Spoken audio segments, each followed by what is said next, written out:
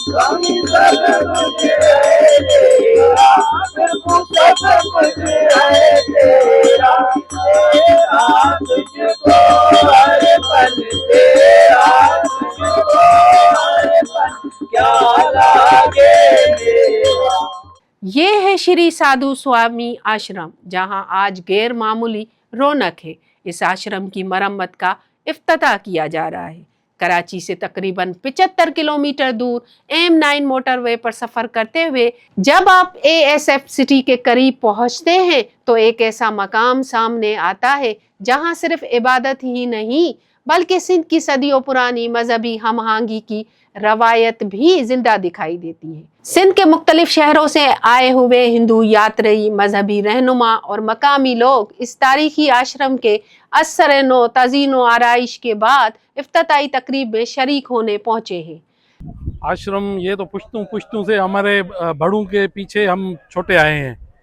तकरीबन 35 से 40 साल हुए हम आश्रम पे आ रहे हैं, बल्कि 45 साल तक अरसा हो गया है हम आश्रम पे आ रहे हैं। यहाँ के वारिदार हैं, सेवादारी हैं, जिम्मेवारी है दादे के आश्रम की हिफाजत करना, संभाल करना। यहाँ पे जो यात्री आए उनको लंगर प्रसाद, खाना पीना, उनकी जो भी मुश्किलात हैं उनको दूर करना। दर्शन के लिए आते रहते हैं, साल में 4-5 मरतबा आते रहते हैं।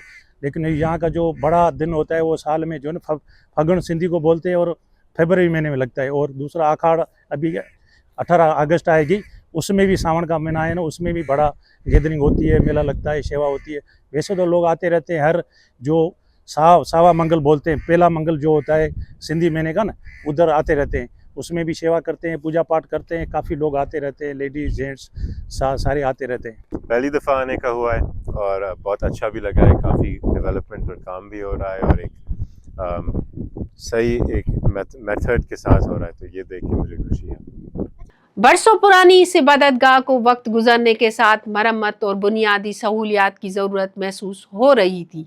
अब सिंध हुकूमत के महकमे अक़लियती उमूर ने इस आश्रम की तज़ीनो आराइश मुकम्मल की है। नई इमारतें, बेहतर रिहायशी सहूलियात, वज़ू खाने और गुसल खाने, पीने के पानी का इंतज़ाम, रास्तों की बेहतरी और दीगर बुनियादी सहूलतें ज़ायरीन के लिए मुहैया की गई हैं। ये हमारी हिंदू कम्युनिटी का एक बड़ा सूफी दरवेश, यहाँ पे हर साल हज़ारों की तादाद में लोग आते हैं फैमिली के साथ। और जो यहाँ एनुअल एक गैदरिंग होती है उससे कम 2 रोज़ का एक इवेंट होता है, उसमें हज़ारों लोग आते हैं। और मंथली हर मंथ पे एक इनका वो मंथली प्रोग्राम होता है। तो सिंध हुकूमत पाकिस्तान पीपल्स पार्टी की ये पॉलिसी है, ये विजन है, तो मिनाटी के लोगों को फोकस किया जाए, उनको डेवलपमेंट के हिसाब से फैसिलिटी दी जाए, वेलफेयर के हिसाब से फैसिलिटी दी जाए। उसी एंगल, उसी विजन को मद्देनज़र रखते हुए सिंध हुकूमत,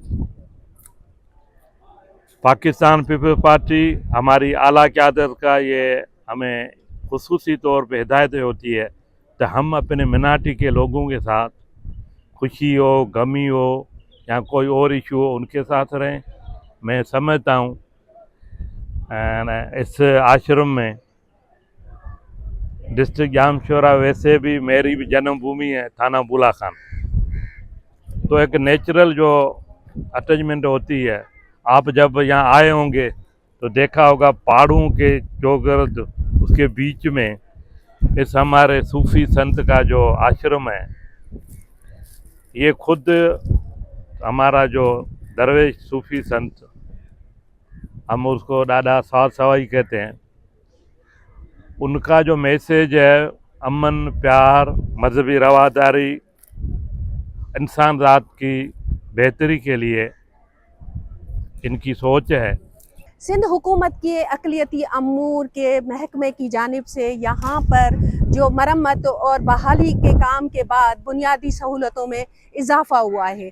यहाँ के जो संभालने वाले हैं, इंतज़ामिया है, उसका कहना है कि ये सिर्फ़ जो है वो ज़ायरीन के और यात्रियों के लिए जो है वो सहूलतें पैदा नहीं हुई, बल्कि तारीख़ी और अक़लियती जो विरसा है उसकी हिफाजत में भी अहम तब्दीली आई है। आश्रम के पुजारी कहते हैं कि ये मकाम सिर्फ इबादत की जगह नहीं बल्कि सिंध की मजहबी रवादारी और सूफियानी रवायत की अलामत भी है। उनके मुताबिक नई तामीरात से खास तौर पर दूर दराज से आने वाले ज़ायरीन को बड़ी सहूलत मिलेगी। हमारे दादा परदादा जो है वो कल्लोगोट था, नूरियाबाद के बराबर में एक कल्लोगोट है, वहाँ की सारी आबादी थी। पर 1947 में जब यहाँ माहौल ख़राब हुआ था, जब हमारे बाप दादा जो ना वो इनके वहाँ से माइग्रेशन करके थाना बुला आ गए और जब से हम वहाँ पर रह रहे हैं। और श्री दारू सात सवाई, इसका असल नाम संत श्री नारायण दास है। इसको सात सवाई ऐसे के छोटे लफ्ज में माना जाता है। इसकी तारीख ये है कि 400-500 साल हो गए कि आइडिया है, क्योंकि हमारे दादा परदादा जो भी हैं उनसे ही चलता आ रहा है। जैसे हमारे थाना बुलाखर में श्री गुरु मंगल गिराए, शेख बाजी थे और अपना बाकर शाह जिलानी, ये 3 दोस्त हुआ करते थे, पहाड़ों में घूमते थे, इबादत करते थे। तो ये 700 भी उनको मिला था, फिर उसका चेला बन गया था। इसकी जो हिस्ट्री है वो ये कहती है कि वो ये मंगल का चेला है और ये जंगलों में घूमता था, अल्लाह पे या भगवान को करता था, सेवा खिदमत करता रहता।